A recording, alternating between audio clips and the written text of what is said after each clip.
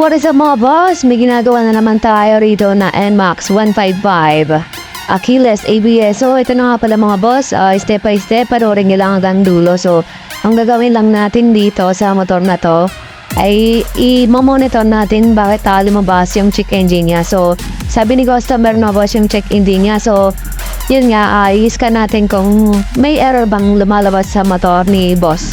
So panoorin lang hanggang dulo mga boss. Stay tuned mga boss. So ito na nga pala mga boss, tinanggal natin yung connection ng sa may Y-Connect niya. So dyan po yung saksahan ng diagnostic tool natin mga boss. So yung sakit nga pala niya mga boss, Euro 5 na ang sakit na yan, kulay pula. So, yung sakit na yan, kaparehas lang din ng mga Honda Click na version 3. So, Euro 5 na yung sakit na yan. So, isasalpak lang natin yung diagnostic tool dyan para mabasa natin sa computer yung error ng motor ni boss.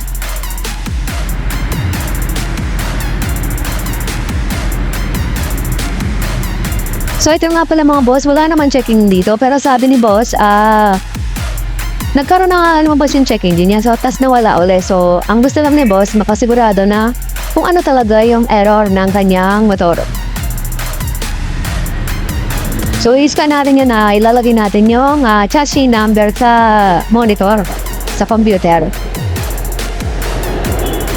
So, yung procedure niya mga boss, yun yung minihingi ng ating diagnostic tool. So, kailangan makarecord yung chassis number niya.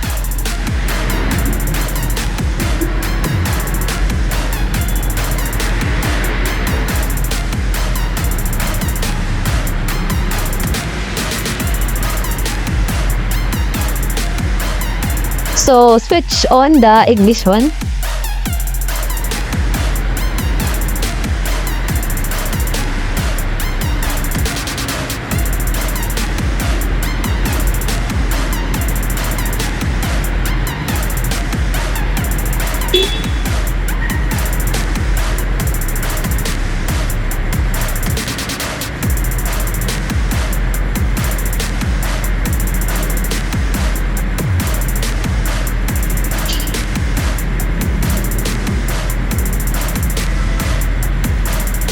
Tapos napasok tayo sa diagnostic tool. So, ito mga pala mga boss. So, may lumabas sa kanya na crankshaft position sensor. So, ito lang talaga ang problema ng motor. So, i-delete na natin yan mga boss. So, may mga lumabas pa rito.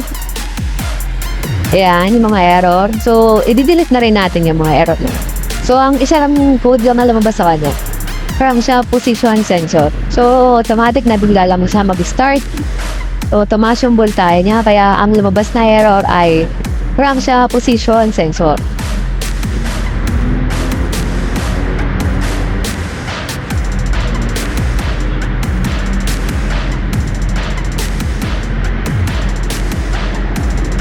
So, babasok tayo sa dynamic inspection. So, i-check natin kung may problema pang iba yung motor.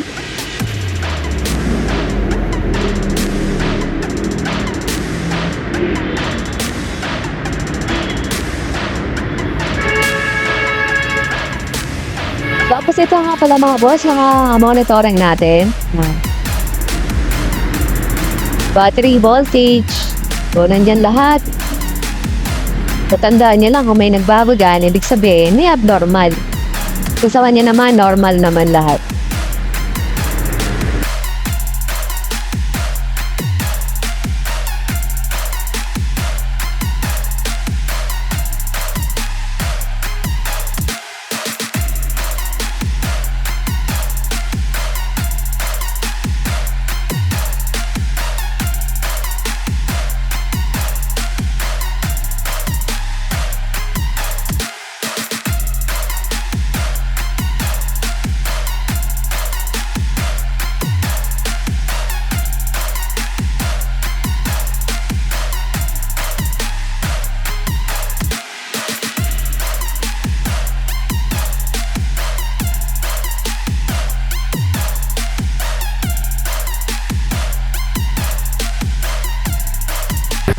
So ito na nga pala mga boss, tatanggalin na lang natin na connection ng socket na yan, yung diagnostic tool.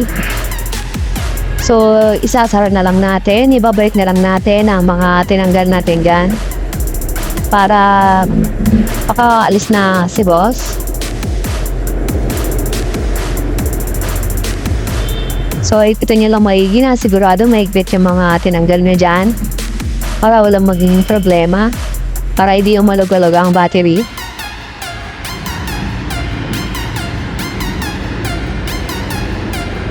So, huwag niyo sanang kalimutang suportahan yung ating channel mga boss para marami pa tayong i-upload na mga bagong video na para sa inyo mga boss. So, hanggang dito na lang ang video natin mga boss. At maraming salamat po sa panonood ng ating channel mga boss.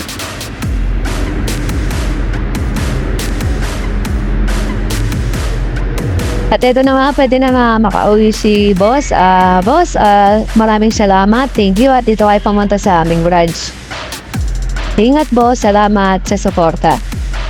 Dan sa muli.